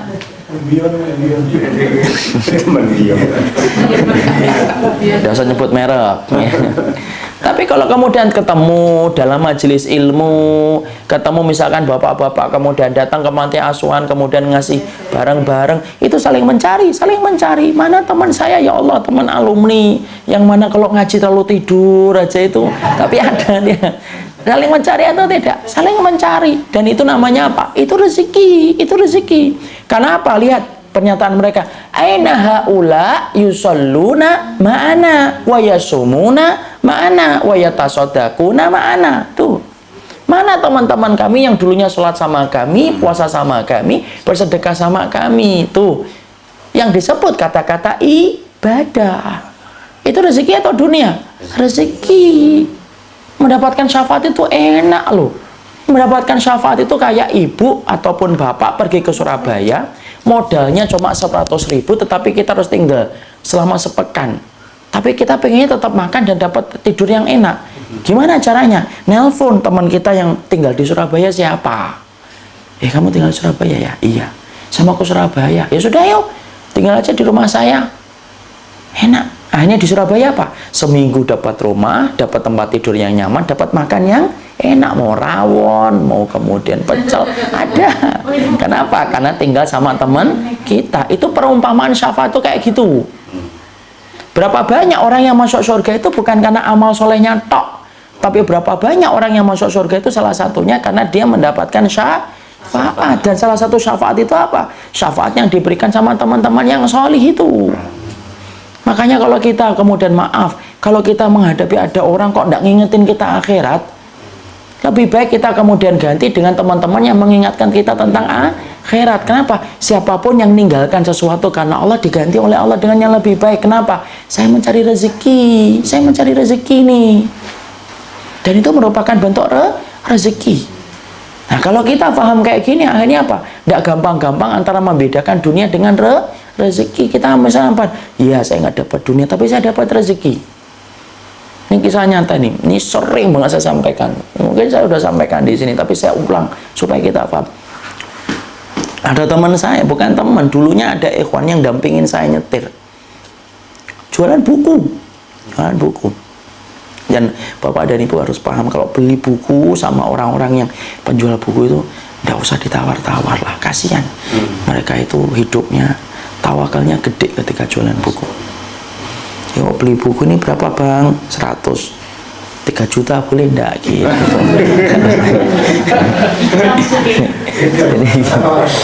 Jadi gitu. Kan antik ya Bu ya? Antik kelihatannya. Ini udah 3 juta boleh atau enggak? Loh, saya menyampaikan, ibu di Lotemat aja enggak nawar kok. Beli Gucci aja enggak nawar kok, beli sama Ikhwan nawar. Masya Allah. Beli Gucci nawar, beli Gucci nawar. Masa kemudian sama Ikhwan nawar.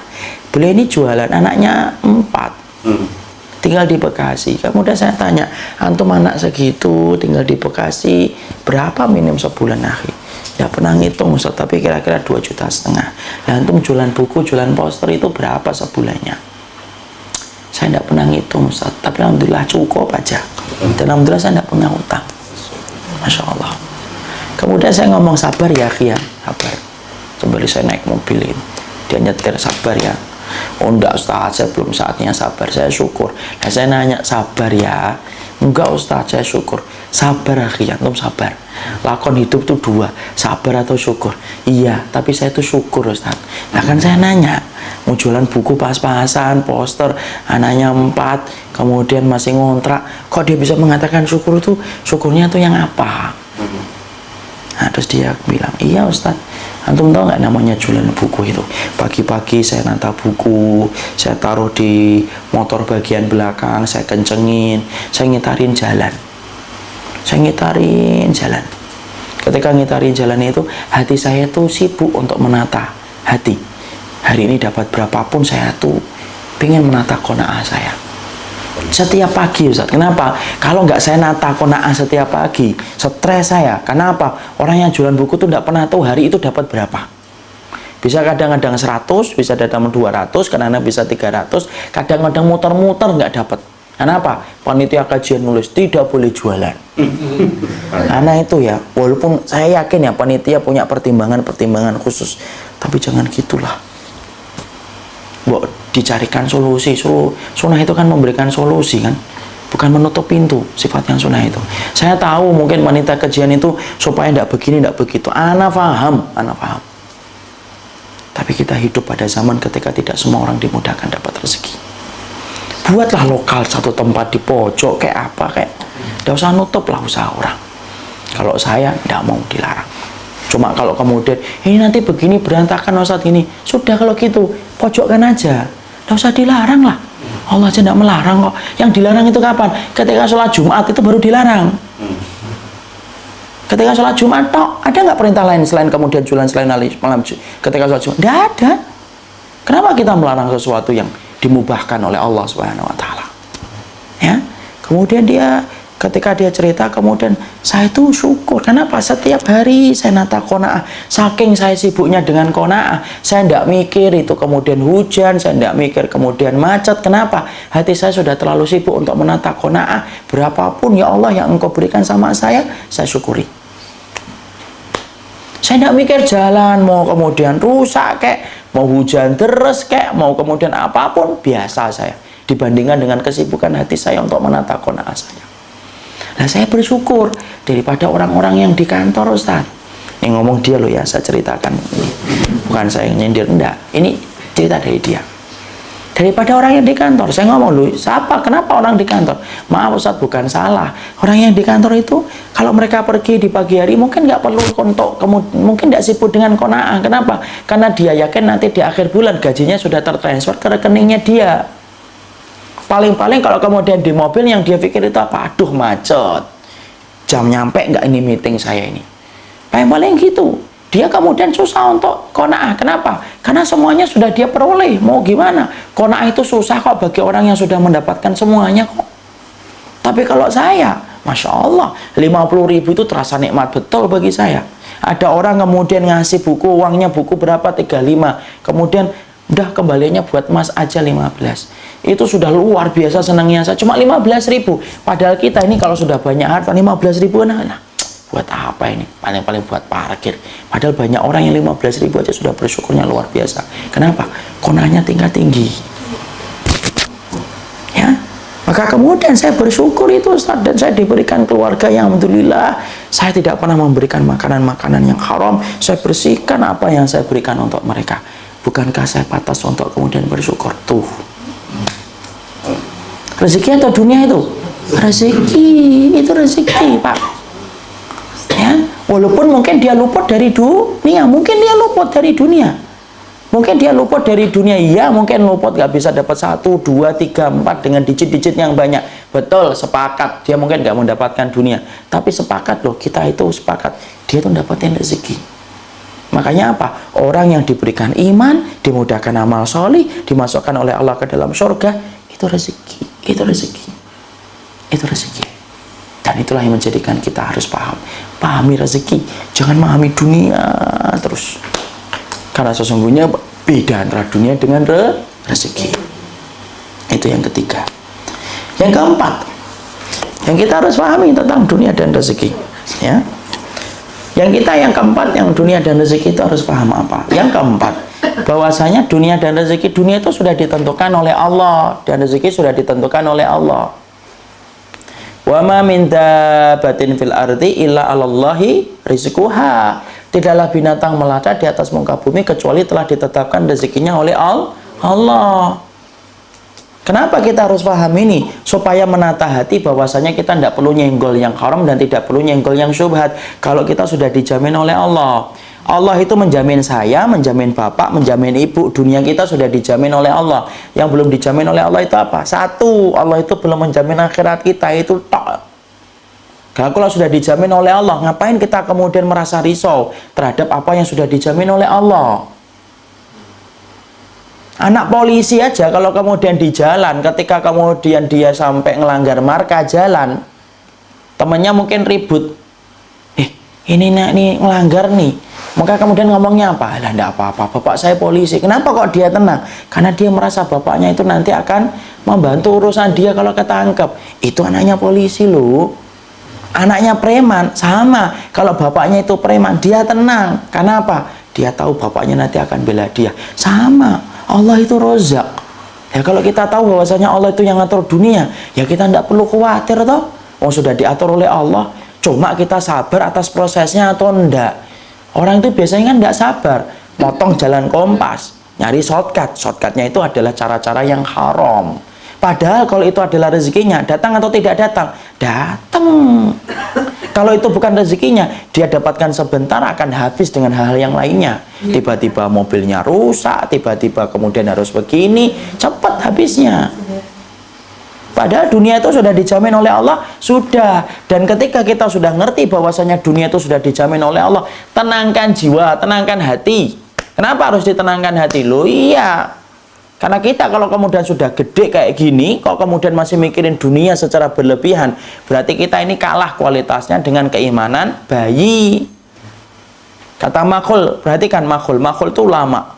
Makhul itu berkata, kalau ada orang kok masih khawatir terhadap dunia itu, harusnya dia belajar dan merenung bagaimana dulu ketika dia masih berada di dalam janin. Lihat Pak, janin itu Pak. Janin itu di dalam perut ibunya. Dari mana dia dapat rezeki? Dari jalur yang tidak pernah disangka manusia. Dari mana? Siklus bulanan ibunya ditutup sama Allah. Kemudian apa? Jadi saripati yang disedot sama anaknya. Janin itu tenang atau nggak tenang di dalam kandungan? Tenang, tenang banget ya. Ada nggak janin yang gusar gitu, sedih, cemas gitu, di USG gitu. Ini kelihatannya anaknya ibu cemas ini. Kenapa dok? Mikirin menu hari ini apa? Nggak ada dia. Nggak ada ya Bapak, tenang dia. Padahal kemudian dia tidak sekolah, dia belum melihat matahari, dia belum melihat ijazah, tenang dia. Makanya kalau ada orang yang gede kok kemudian mikirin dunia sampai kemudian memikirkan untuk nyenggol yang haram, dikasih tahu itu tidak boleh, itu tidak boleh, kok tetap disenggol ketika dia tidak yakin terhadap pembagian Allah, itu berarti kalah imannya dengan janin ketika di dalam perut ibunya. Loh kan gitu, itu kayak gitu. Maka kemudian perhatikan ketika sudah dalam perut ibunya itu kemudian lahir kan, jebol itu, akhirnya kemudian darah nifas keluar. Semuanya kemudian kemana? Rezekinya kalau sudah kemudian darahnya ibunya itu keluar setelah darah nifas itu dinaikkan oleh Allah. Di mana? Di dada ibunya. Setiap dia nangis digendong sama ibunya, didekatkan. Tenang dia. Kenapa? Dia tahu rezekinya pindah. Nangis sebentar. Kenapa nangis sebentar itu bayi? Makhluk berkata, li istingkari maka nihil jadid. Li istingkari itu apa? Dia merasa baru. Ini tempatnya saya baru nih. Nangis dia, tapi digendong, disusui, diem atau tidak diem? Diem. Oh, rezeki saya sudah pindah ke sini. Makanya kemudian anak itu nangis sebentar, digendong sama ibunya, didekatkan sama susternya, didekatkan ke dada ibunya, diem dia. Oh, rezeki saya sudah pindah ke dada ibu saya. Kata Makhul itu. Tenang, tenang. Ada nggak kemudian bayi yang iri ke bayi yang lainnya gitu ngelihat? Tidak ada. Dia tenang dengan apa yang dia sudah dapatkan. Kemudian baru jalan setahun, 2 tahun, 3 tahun. Tenang atau tidak tenang? Tenang. Dia jalan itu tenang aja. Yakin nggak bayi anak-anak kita itu? Tenang Pak. Nggak mikirin dia kemudian bapak. Enggak lah, dia nggak mikir. Anak-anak itu jalan, lari, bapaknya lagi pusing, mikir itu. Dia tetap tenang itu. Makanya anak itu apa? Tetap minta sama bapaknya, minta martabak dong gitu. Padahal bapaknya lagi punya utang 300 juta. Tega nggak bapaknya ngomong, jangan gitu nak, bapak ini utang 300 juta, kamu minta martabak. Nggak tega bapaknya. Dan tidak ada bayi yang kemudian akhirnya mikir gitu ya, di pojok ruangan, kenapa nak mikirin utang bapak? Nggak ada dia, nggak peduli dia mau utang bapak berapapun, dia pokoknya dia tenang aja dengan hidupnya. Dan itu kata Makhul apa? Menggambarkan kayak gitu loh dunia itu. Allah yang ngatur, Allah yang ngatur. Kenapa kayak gini? Karena ternyata semakin kita tua itu kadang-kadang malah semakin tidak yakin sama Allah. Bukannya harus kembali kepada fitrahnya dulu ketika di dalam janin. Enggak. Wong ular aja diatur rezekinya oleh Allah kan. Kan pernah kan kita sampaikan ceritanya Malik bin Dinar. Malik bin Dinar ngasih apa? Daging sama kucing. Kucingnya cuma gigit tok, dibawa keluar. Lah Malik bin Dinar itu kaget loh. Ini dikasih daging kok nggak dimakan. Ternyata kucingnya naruh dagingnya di depan lubang. Di depan lubang. Kemudian setelah itu Malik bin Dinar itu mikir, ini lubang-lubang apa ya? Ini lubangnya lubang apa? Ternyata yang keluar itu lubang ular. Ularnya tua, kelihatan dari kulitnya, dalam keadaan ularnya itu buta. Kemudian ular itu ngambil daging yang diserahkan sama kucing tadi, yang dikasih daging sama Malik bin Dinar. Setelah itu masuk kembali. Kucing itu ngelihat ketika daging itu sudah dimakan ular, balik dia. Padahal kita ngerti kan fitrahnya ular itu, fitrahnya kucing. Seneng nggak sama ular? Nggak ada. Kucing itu nyari ular, nggak ada dia. Tapi ternyata ketika Allah netepin bahwasanya daging itu miliknya ular, Allah matikan itu fitrahnya kucing untuk makan daging. Allah bimbing langkahnya kucing itu menuju ke tempat itu sampai kemudian diserahkan dagingnya. Setelah dimakan dagingnya baru Allah hidupkan fitrahnya lagi untuk makan daging. Siapa yang ngatur itu? Allah. Nah kalau kita tidak percaya ini, bingung terus akhirnya. Mikirin kemudian harga minyak turun, per barelnya tidak jelas, bingung lagi. Ya kan? Ketika tiba-tiba ada gonjang-ganjing begini, bingung lagi. Seakan-akan dunia kita tuh tidak pernah cukup terus. Makanya kita harus paham, dunia itu sudah dijamin oleh Allah. Itu singkatnya kayak gitu. Yang keberapa itu? Keempat. Yang kelima yang kita harus pahami. Yang kelima itu apa? Yang kelima, kalau kamu dikasih dunia oleh Allah itu banyak, itu belum menjanjikan apa-apa. belum menandakan apa-apa. Sampai kamu menjadikan dunia itu menjadi sarana ketaatan kamu. Nah, kita buka surat Al-An'am 44. Dibuka surat Al-An'am 44. 44.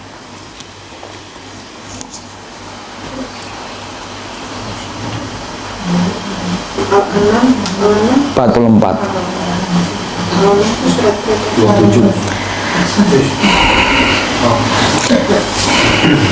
Sudah? Surat yang ke-6.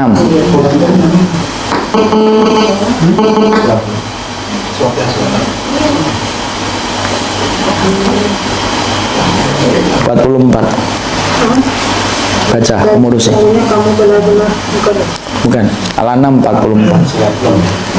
Dan kalau kami dapati manusia itu lupa terhadap peringatan kami, maka tatkala Ya. mereka melupakan peringatan yang telah diberikan kepada mereka, kami pun membukakan semua pintu-pintu kesenangan untuk mereka, sehingga apabila mereka bergembira dengan apa yang telah diberikan kepada mereka, kami siksa mereka dengan sekonyong-konyong, maka ketika itu mereka terdiam. Yang kelima yang kita pelajari itu apa? Sesungguhnya dunia itu ketika dikasih oleh Allah itu tidak menjanjikan apa-apa. Sampai kita menjadikan dunia itu sarana menambah ketaatan kita. Karena ternyata apa? Allah itu kalau benci sama orang juga kadang-kadang dikasih dunia. Ya. Wa kadzalika ja'alna li falamma nasu ma dzukiru bihi fatahna 'alaihim abwaaba kulli syai'in hatta idza farihu bima utu akhadnahum baghtatan fa idahum mublisun. Kalau kami dapat itu manusia lupa, dia menentang perintahku terus, orang-orang semacam itu, Allah itu tidak mengadab langsung, tidak kemudian dilubet sampai kemudian mati, diseksa sampai kayak Nabi Lut, kaumnya Nabi Lut, enggak. Itu dulu sebelum adanya Nabi. Lakuin dosa langsung dihajar dengan siksa, itu dulu. Tapi setelah adanya Nabi, enggak. Maka kemudian perhatikan bagaimana cara Allah yang lembut dulu.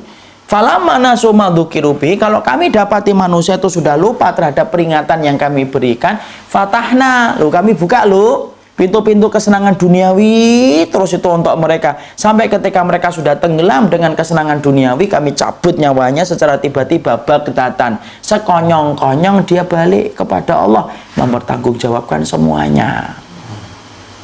Nah, di situ kita harus paham, dunia itu dikasih oleh Allah itu dua sifat. Ada yang dikasih oleh Allah dunia karena Allah ridha, sebagaimana Allah ridha kepada Sulaiman dan Daud dan Abdurrahman bin Auf. Dunia yang mereka miliki membangun jembatan mereka menuju surganya Allah. Tapi ingat loh, ada yang kedua, ada orang yang dikasih oleh Allah dunia, tapi ketika Allah benci sama hamba tersebut, Allah kasihkan dunia. Itulah yang disebut dengan apa? Istidraj. Kapan? Ketika dunia yang dia miliki tidak menambah ketaatan dia ke jalan Allah. Ya, makanya kemudian akhirnya kita paham kan, kenapa ya orang yang datang ke dukun kok kemudian habis pulang dari dukun usahanya laris? Bukan karena Allah ridho, enggak, tapi karena apa-apa? Tapi karena Allah itu benci sama dia, maka dibukakan pintu kesenangan itu. Kenapa ya orang kafir itu, ya Allah hidupnya enak banget, kemana-mana pakai jet pribadi, kita pakai angkot 75 Blok F Pasar Minggu. Apa saya dulu naik di situ ya 75 kan Livia ya, yaitu 75 Pasar Minggu. Kenapa kayak gitu ya? Allah bukan kemudian senang sama orang kafirnya, enggak, Allah enggak kesenang sama orang kafirnya, tapi itu merupakan bagian dari istidraj, ya kan? Orang kafir punya jet pribadi, Bu, Masya Allah, padahal kita kalau naik pesawat apa? Ya Allah, tiketnya tiket apa? Promo. Itu pun nyarinya 3 bulan sebelumnya. Itu harus paham. Surat Al-An'am 44 itu mencoba menyibak mana itu kemudian yang dinamakan dunia itu. Sesungguhnya jangan pernah mengartikan dunia itu menjadi tanda Allah itu senang sama kita. Wah, sekarang kamu disayang sama Allah ya, bro. Loh, kok bisa? Tuh, mobilnya banyak, anunya banyak, rumahnya banyak. Belum tentu. Bisa jadi itu tanda Allah senang, tapi bisa jadi sebaliknya, tergantung bagaimana dia setelah memiliki dunia itu. Makanya Allah kemudian ngingatin kita. Dibuka surat Al-Fajr. Surat Al-Fajr ayat 15 dan 16.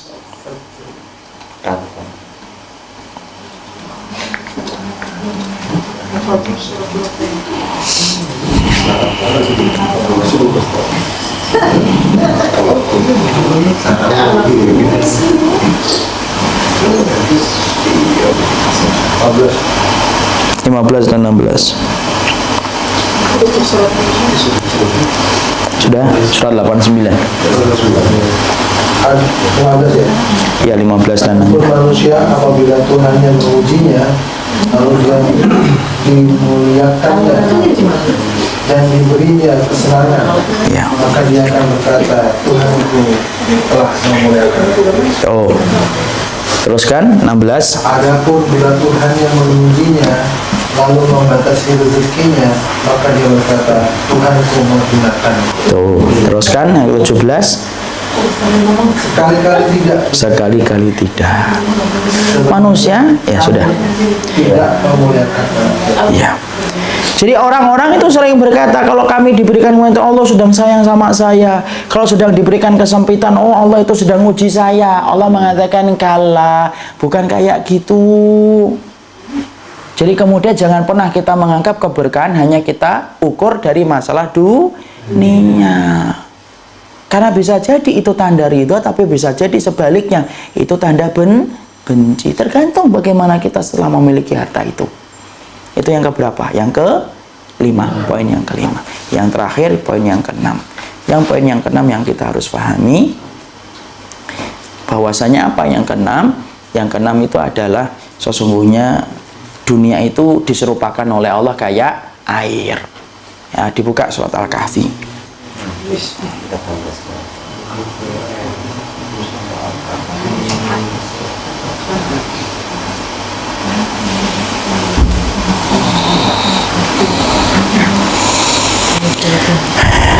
Sudah? Surat Al-Kahfi ayat yang ke-45. Surat ke-18.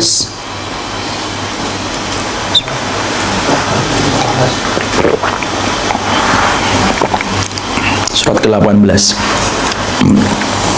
ayat ke-45.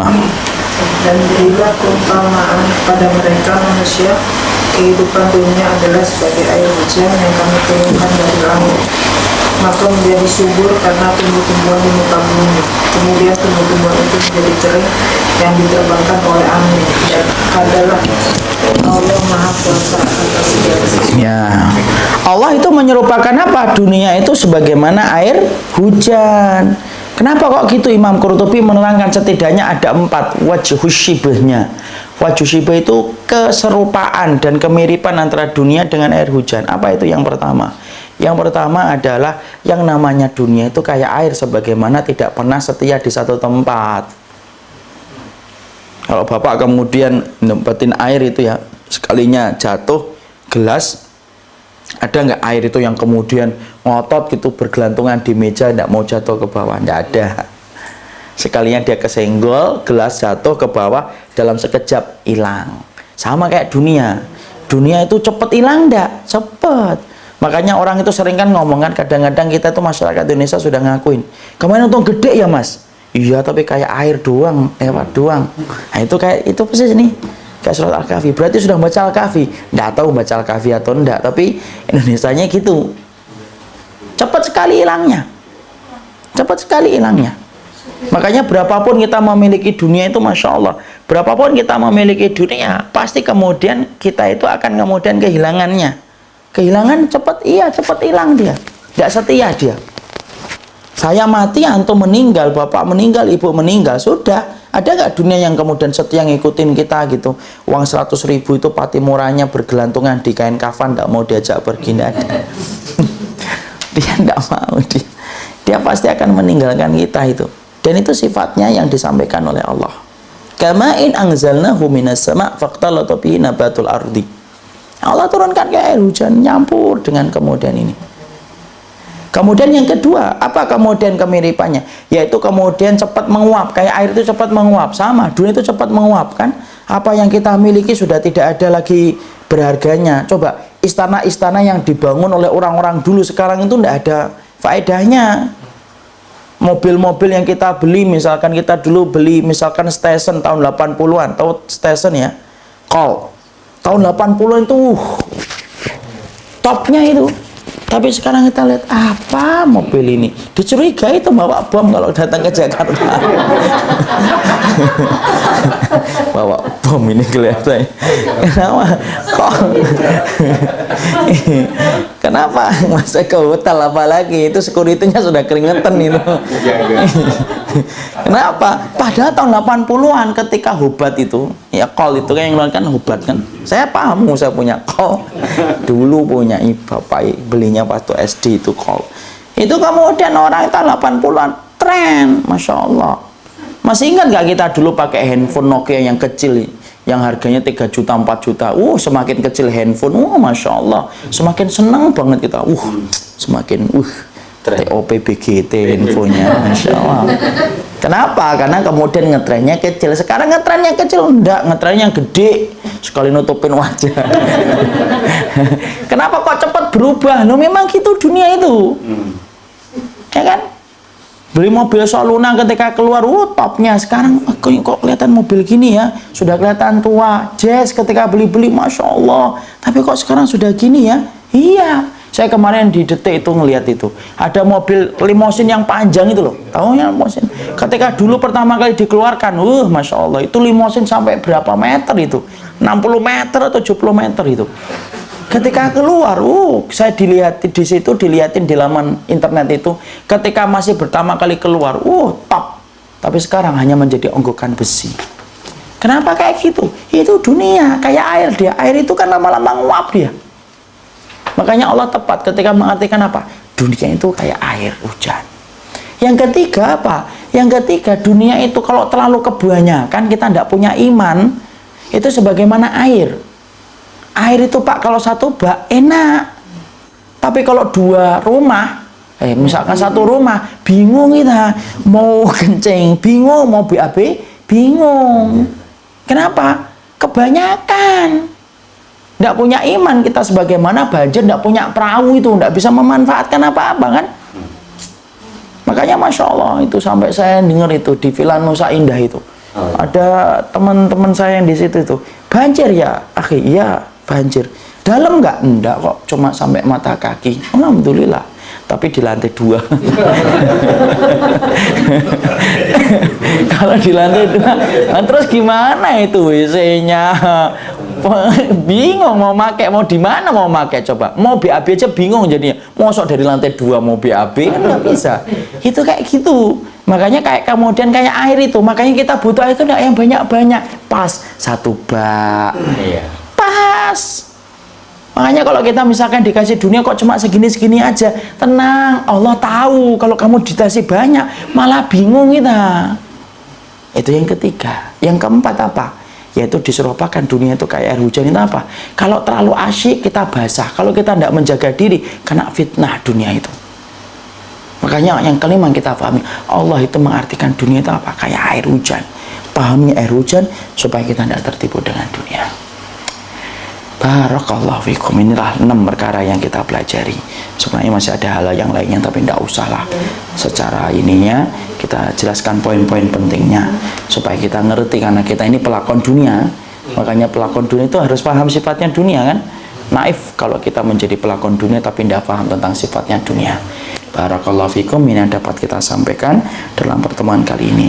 Semoga Allah memberkahi, semoga bapak-bapak dan ibu itu dipertemukan karena kebaikan, ketaatan. Dan saya ingatkan, setiap pertemuan itu betul-betul diniatkan karena ridhonya Allah, bukan karena kita ingin ketemu, karena sudah kangen, karena pengen kemudian saling bercanda lagi, bukan itu. Niat yang pertama harus karena Allah. Kalau tidak karena niat yang kita perhatikan, sia-sia ibadah yang kita kerjakan. Ya, itulah yang saya sampaikan, karena yang paling berat itu apa? Menjaga niat. Seorang ustadz itu tidak ada jaminan masuk surga. Orang yang mengembara dari satu ilmu ke ilmu yang lainnya tidak ada jaminan masuk surga. Semuanya tergantung bagaimana posisi hati di balik dadanya. Barakallahu fikum. Ini yang dapat kita sampaikan. Tidak ada pertanyaan? Tidak ada. Ada pertanyaan? Saya persilahkan.